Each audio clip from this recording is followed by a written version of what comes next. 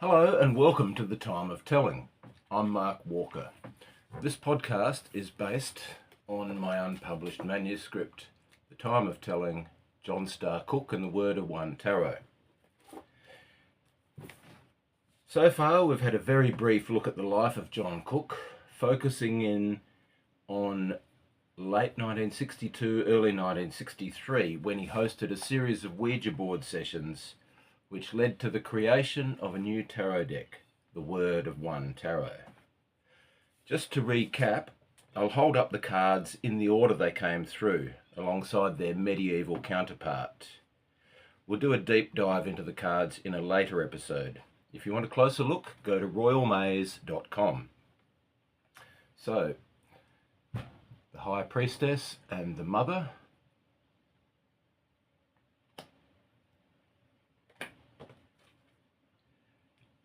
the Fool and the Nameless One,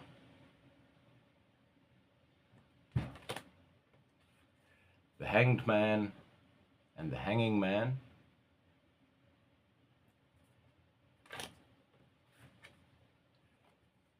the World and the Virgin,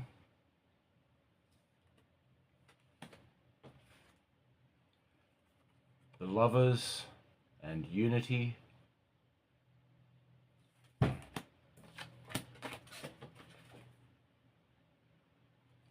the Chariot and the Victorious One,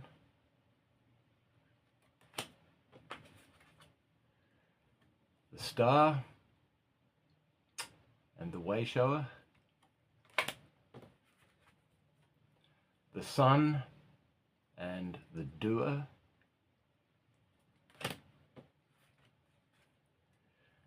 the Devil and the Thinker, the Tower and the Citadel,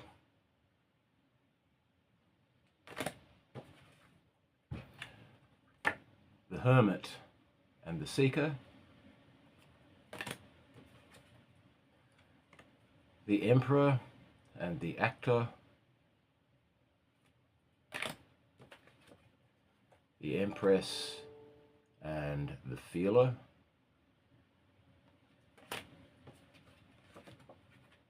the Wheel of Fortune and the Royal Maze,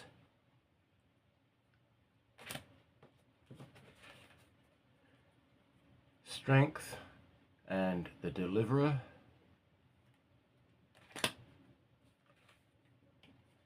the Magician and the Changer,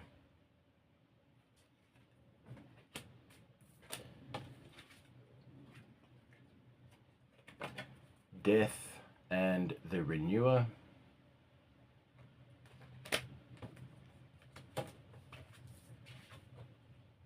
the Moon and the Reactor,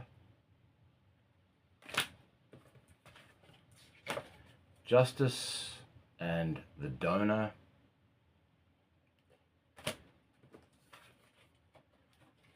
the Hierophant and the Speaker,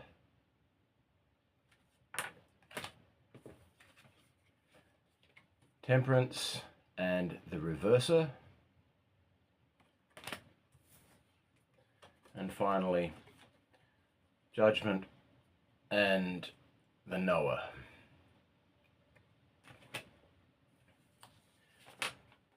Now, a quick word about the name of this tarot deck. In the Ouija sessions, the 22 images are referred to as books, or the Books of Tea. When the deck was issued in the late 1960s, it was going to be released as the Aquarian Tarot. Unfortunately, that name had already been used. The Aquarian Tarot came out in 1969, but it was an Art Nouveau version of the medieval tarot, rather than anything pointing towards an Aquarian age, which these cards do. And that is why when John and Alice put this deck out in 1969, it was called the New Tarot for the Aquarian Age. This was generally shortened to the New Tarot. John also referred to it as the Reversed Tarot, and he also referred to it as the Progressed Tarot. In some circles it is known as the Hippie Tarot, And if you look at royalmaze.com, you will see it is called the New Eon Tarot. But when Alice did a reissue in 1992, it was called the Word of One Tarot, and that is the name I have chosen. So the Ouija sessions had been going on at John's house for 7 months. There had been 39 sessions, which had revealed the 22 books of tea. John had painted all of these images, but the sessions continued. Now, at this point, we're going to take a step sideways and look at John's place within the happening thing of the time, the beat scene. It's not widely known that John was a vital link between the Beats and the hippies, and that the Word of One Tarot was mixed in amongst all of that. I'll read a few passages now from the manuscript.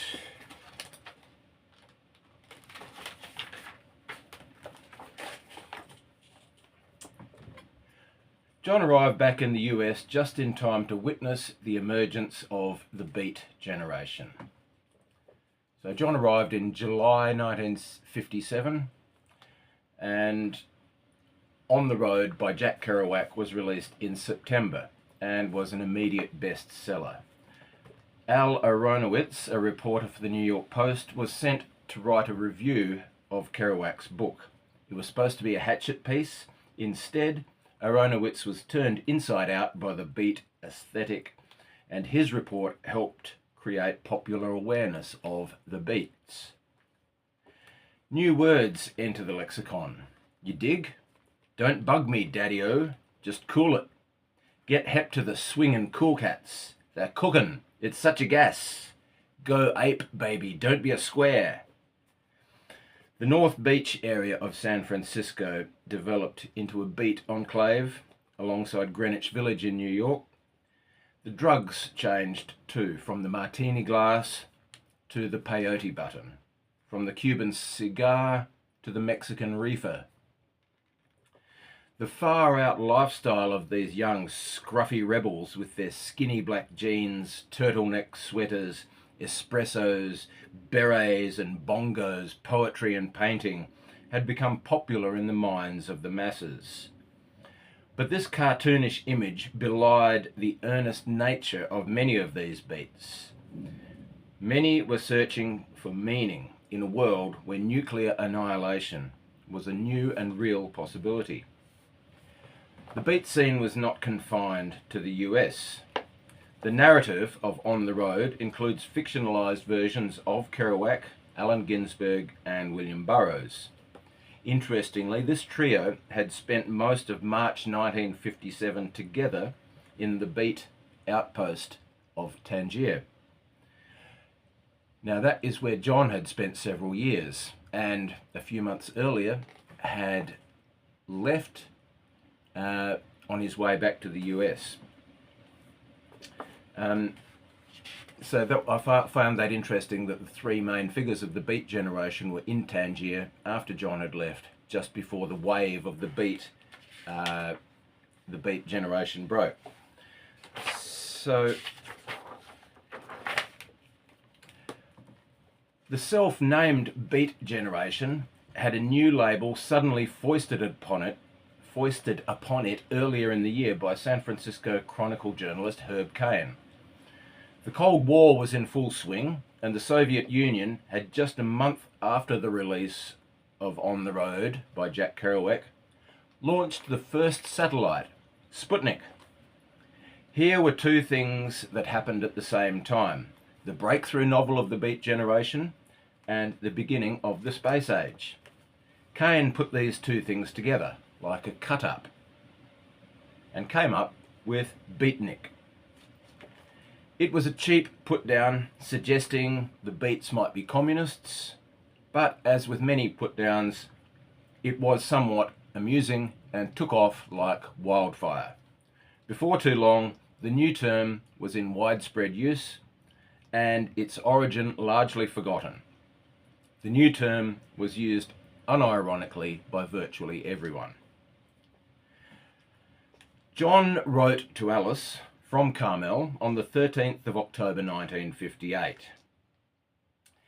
There is a very interesting and charming beatnik group coming into the work in San Francisco, he wrote.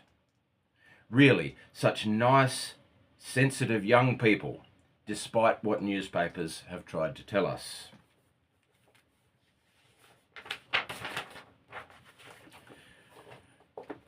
And moving on to one of the beat generation that John became particularly close to.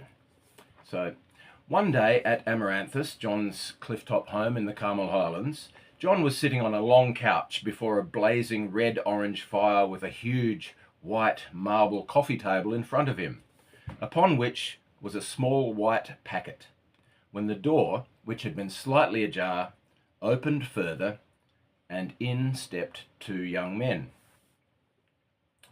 "Those are Aleister Crowley's personal tarot cards," said one of them, looking and locking into John's blue eyes. John's eyes grew larger. Of course the young man was correct. He must be one of us. John waved them in with his right arm and said to the speaker, "Well, you're in." These two young men were Beat Generation artists Michael McCracken and Michael Bowen. Bowen had made the Crowley observation. In was a term John was fond of using, as was his sister Alice, to determine who composed their little group of like-minded seekers. Alice said to June Morell, "I never met McCracken. He was never in." Attorney Marvin Lewis later described McCracken. "McCracken had an English accent. If ever there was a handsome man, he was it. He had big blue eyes, blonde hair, spoke very elegantly, like a Douglas Fairbanks Jr. type of accent, but he was a rough type of man, wore a beard, which wasn't too common in those days. McCracken was tall, 6 feet. He was a most interesting man. I loved that English accent. What power he had over these women. Piercing blue eyes, hypnotic." Bowen had met McCracken several weeks earlier, when McCracken came over to Bowen's basement studio at the so-called Bread and Wine Mission in North Beach, run by the priest to the beats, Pierre Delattre. McCracken invited Bowen to a nicer scene at his huge loft studio on the waterfront at 110 Commercial Street, which he shared with fellow artist Arthur Monroe.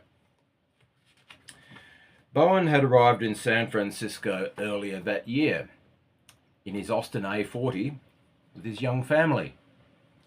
He had grown up in Beverly Hills, the son of a wealthy dentist, and after dropping out of the family, joined the LA arts scene, centered around Ed Kienholz and Walter Hopps at Ferris Gallery.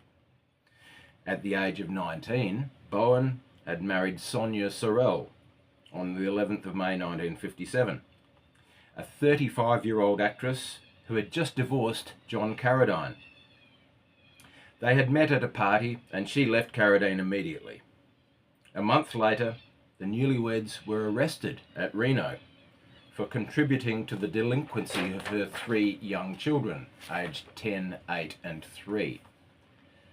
Bowen, who described himself as a publicist, admitted the couple had lived together with the children before they were married.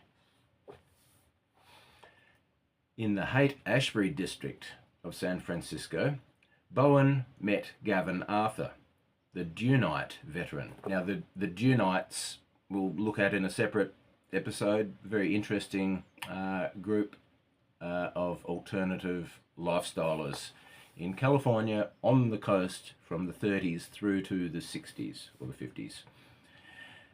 Bowen met Gavin Arthur, the Dunite veteran, astrologer and gay rights campaigner who had established Global House in a large Victorian where tenants of all nations, races and religions mixed amicably.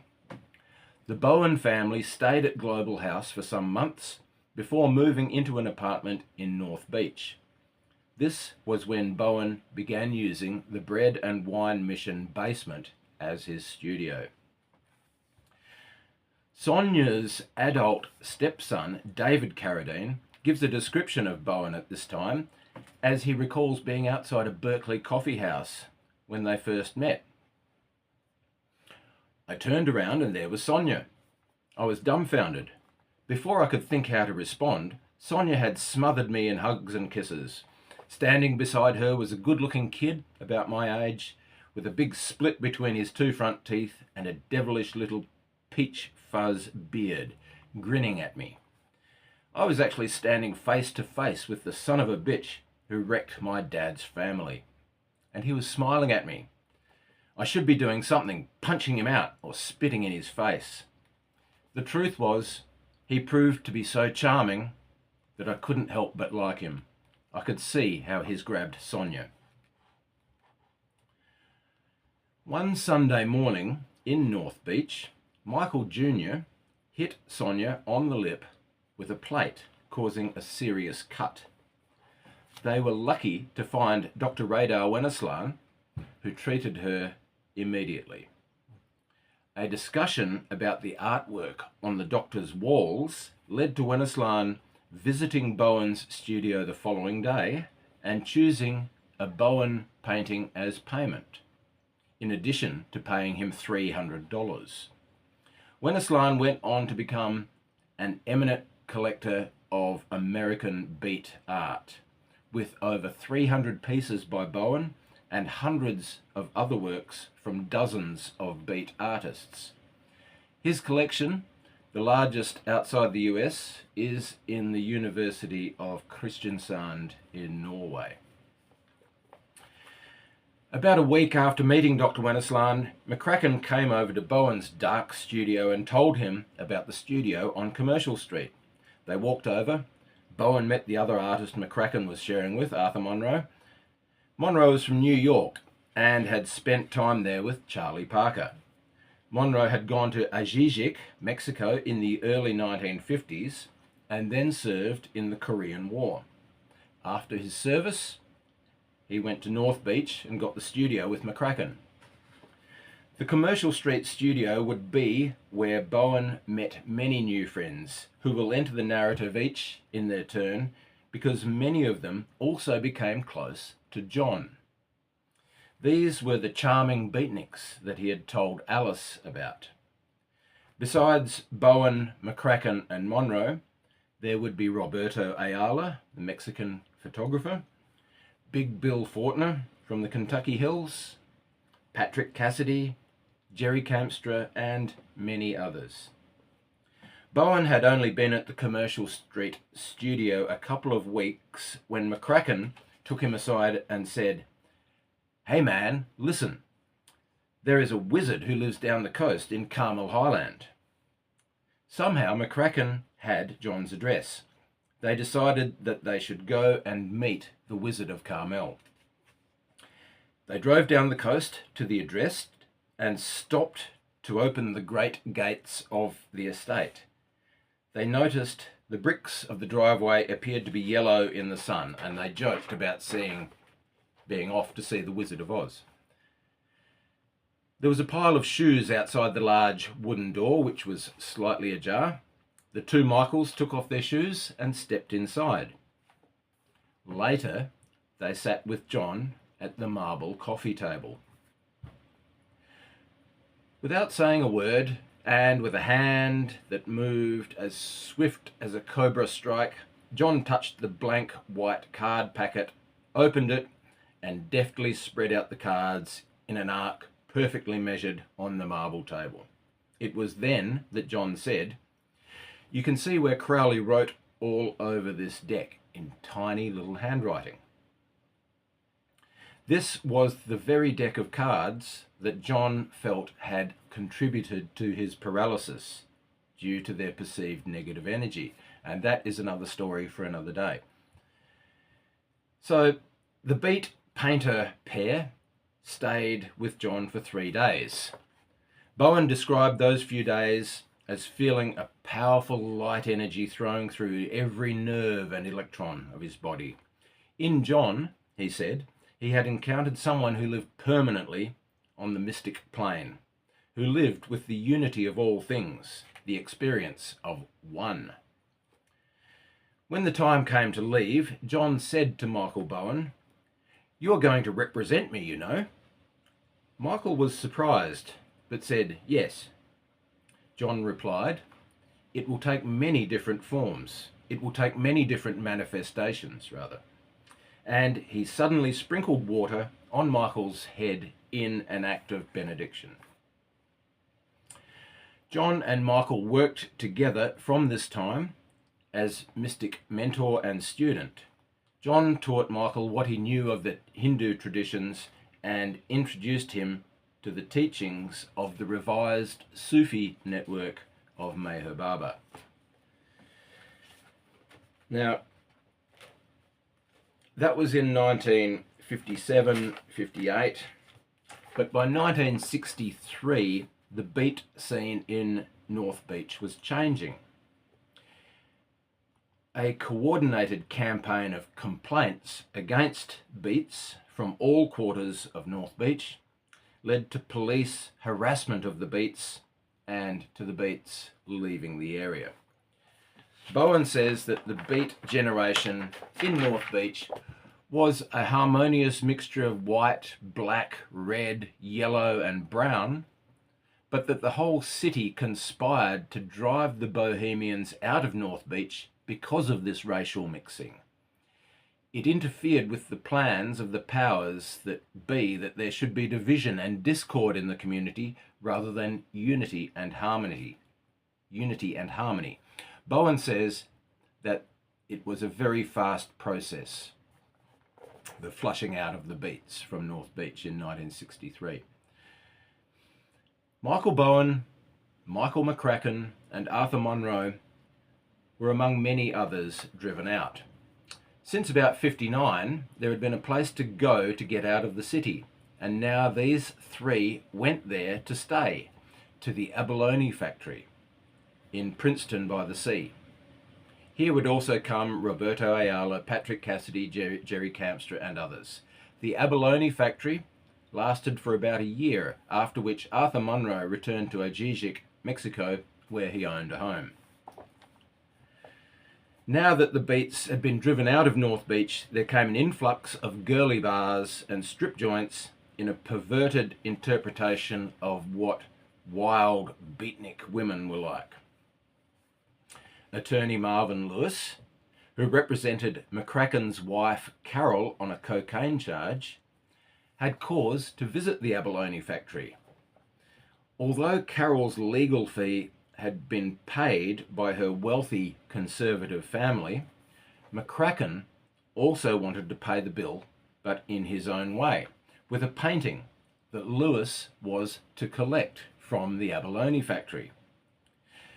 McCracken had told him to go to the Princeton General Store to ask for directions. Now, Carol was a great singer who knew Janis Joplin and sang with her on occasion. Janis Joplin was also a visitor to the abalone factory. Carol was the black sheep beatnik of her wealthy and conservative family. Together with McCracken, they were fiercely anti-establishment, with free love and LSD all the way.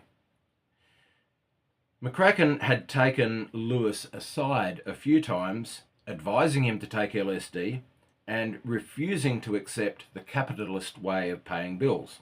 He was going to give Lewis a painting. He arrived at Lewis's office one day with a girl and told Lewis that she was for him, and was offended when Lewis refused. So Marvin Lewis went to the Princeton General Store and asked for directions. The store owner said to Lewis, "Oh, do you mean where the beatniks live?" He walked outside and pointed. "You see that promontory that comes out into the water? Pillar Point.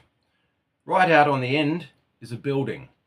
You'll see that it's wrecked, and they're living there in that wrecked building." Lewis drove and followed the coastline and went out there. Just as I arrived, these great big dogs came running at me. One had red hair and was barking, and two guys ran out, including Michael McCracken, calling off the dogs. Lewis goes on. As I approached the house, I heard loud music playing and chickens flying all over the place, roosters and goats walking around. There was even a goat inside the house. Then, when I came inside this large room, there were couples copulating all over the floor. I had to step over them. In the middle of the floor, there was a fire going in a brick kiln, which they had built for Carol's baby. Carol married McCracken. He made it legal.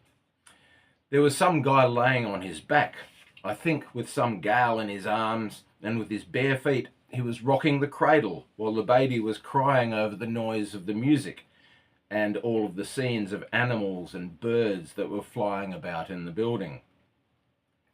McCracken said, "Would you like to see the painting?" Lewis was horrified by a very large and very dark and very sexual painting, which he politely declined, before accepting a smaller version. My wife saw it and she let out a howl. The baby that Lewis saw that day was Michael McCracken Jr., born 11 February 1963.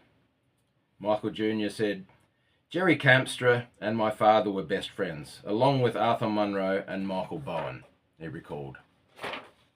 Jerry Campstra, author of The Frisco Kid, which is just here. Jerry Campstra, author of The Frisco Kid, had long been making regular trips down to Mexico to return with marijuana, as had some of the others. So this is a photograph taken in 1971 of the Beat generation around the City Lights bookstore.